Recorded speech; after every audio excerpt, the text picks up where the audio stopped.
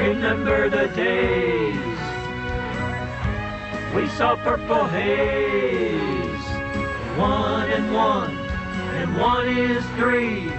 Hey, hey, baby, what you do to me?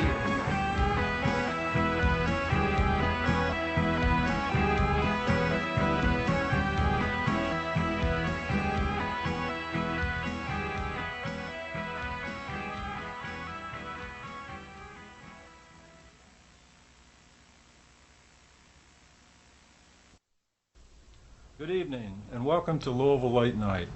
This evening we're at the National Normal Convention in Washington, D.C. and this is a wonderful event, and there's many great speakers, and I'm privileged right at this moment to be with someone who has been a tremendous leader in the medical marijuana reform movement.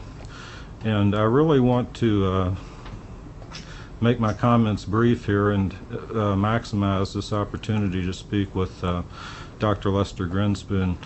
Dr. Grinspoon is a psychiatrist. He's been affiliated with Harvard Medical School for many years, and he wrote a number of books and scientific studies, research papers, and so forth, not the least of which is his text, Medical Marijuana Reconsidered. Marijuana Reconsidered. And then Marijuana, the Forbidden Medicine. Marijuana, the Forbidden Medicine. And without any further ado, I want to introduce you to Dr. Lester Grinspoon. Dr. Grinspoon. Good evening.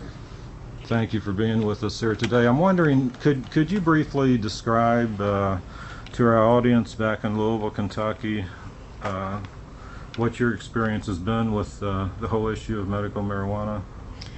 Well, I started to study marijuana in 1967 at a time when I thought that it was a terribly dangerous drug, like just about every other citizen in this country believed it was.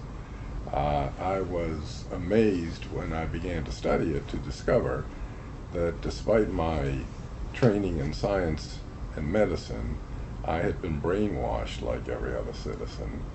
And I then went ahead and produced a book which was published by Harvard University Press in 1971. And to make a long story short, I concluded that marijuana, while it was not harmless, was so much less harmful than either alcohol or tobacco that it should not be prohibited.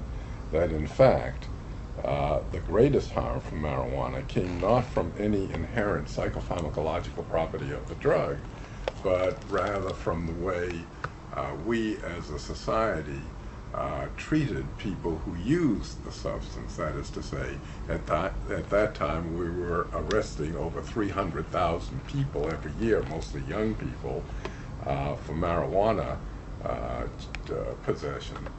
Unfortunately, that's up to over 700,000 now, and that this is the part of the thing that is really harmful. I also, at that time, because I did a thorough review of the research, I discovered, that is to say, I made the personal discovery that it was very useful as a medicine.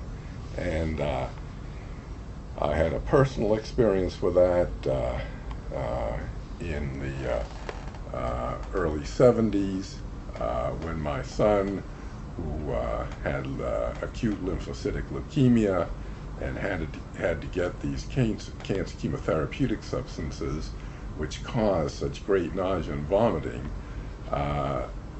learned that the only drug that would really halt that pernicious nausea and vomiting was cannabis, and it made his remaining life much easier, and it made it much easier for us. I wondered then, how is it that people don't know about this? There are many people who are suffering this way. And finally, in 1993, I, along with James B. Baccalar, wrote a book, Marijuana, the Forbidden Medicine, which documents not only this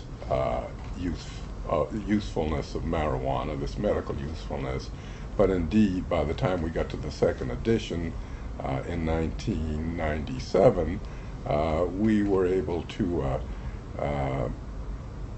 list about 30 symptoms and syndromes for which marijuana is at least as useful as conventional medicines, and because it is so remarkably free of toxicity, more useful in many ways. How has your works been received by the scientific community and the medical community in particular? Well, I think at first a lot of resistance, but